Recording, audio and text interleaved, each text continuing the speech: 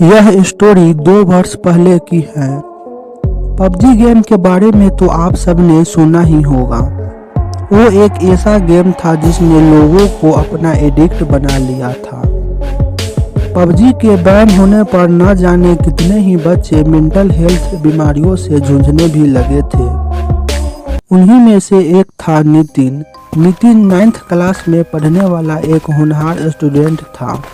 उनके पेरेंट उनका काफ़ी ज़्यादा ध्यान रखते थे।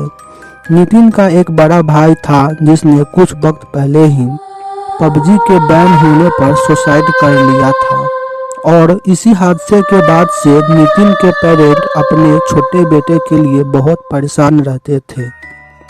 नितिन अपने भाई के बहुत करीब था और इसीलिए वो रोज रात के अपने भाई के कमरे में जाके थोड़ी देर बैठ जाता था और उसे याद करता था। एक रात जब नितिन अपने भाई के कमरे में बैठा उसे याद कर रहा था, तब अचानक नितिन का फोन बज उठा। उसके एक फ्रेंड सूरज का फोन आया था। सूरज बहुत खुश था और उसने नितिन को बताया कि पबजी जैसा एक गेम बैटल ग्राउंड इंडिया में रिलीज होने वाला है और उसके लिए रजिस्ट्रेशन शुरू हो गई है।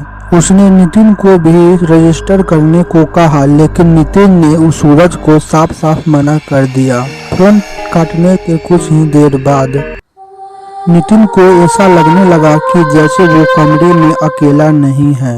उसे बिल्कुल वैसे ही खुशबू आने लगी जैसे उसके भाई में से परफ्यूम लगाने के बाद आती थी।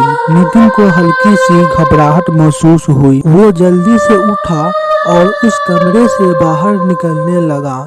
जैसे ही उसने दरवाजा खोलने की कोशिश की, नितिन का हाथ किसी ने पीछे से पकड़ लिया। नितिन कांपते हुए पीछे मुड़ा तो उसके सामने उसका भाई खड़ा था। वो बहुत ही डरावना लग रहा था। उसका पूरा शरीर नीला था, जीभ और आंख बाहर निकली हुई थी, बिल्कुल वैसे ही जैसे वो सुसाइड के बाद दिख रहा था।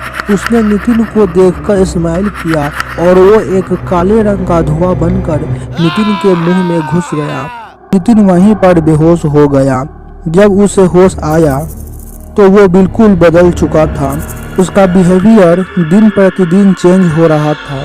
पूरा दिन गेम्स में लगे रहना और अपने स्कूल के टीचर और पेरेंट के साथ बदतमीजी करना।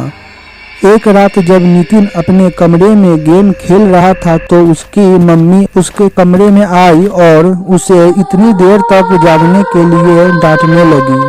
नितिन को अचानक बहुत गुस्सा आया, जैसे वो पागल हो गया था।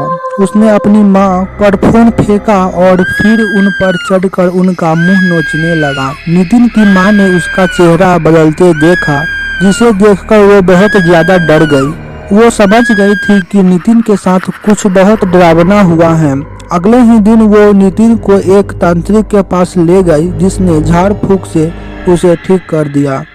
साथ ही उन्होंने नितिन के बड़े भाई के लिए फिर से पूजा करवाई और नितिन के बड़े भाई के कमरे पर हमेशा के लिए ताला लगा दिया। इसीलिए दोस्तों, गेम्स खेलने में कोई बुराई नहीं है, पर किसी भी गेम्स का एडिक्शन नहीं होना चाहिए जो आपको हार्म करे।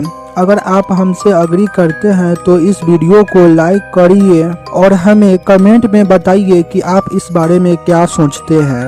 और हाँ, हमारे चैनल क्रिप क्रेज को सब्सक्राइब जरूर कर ले और देखें हर सप्ताह ऐसे ही हॉरर एनिमेटेड स्टोरीज।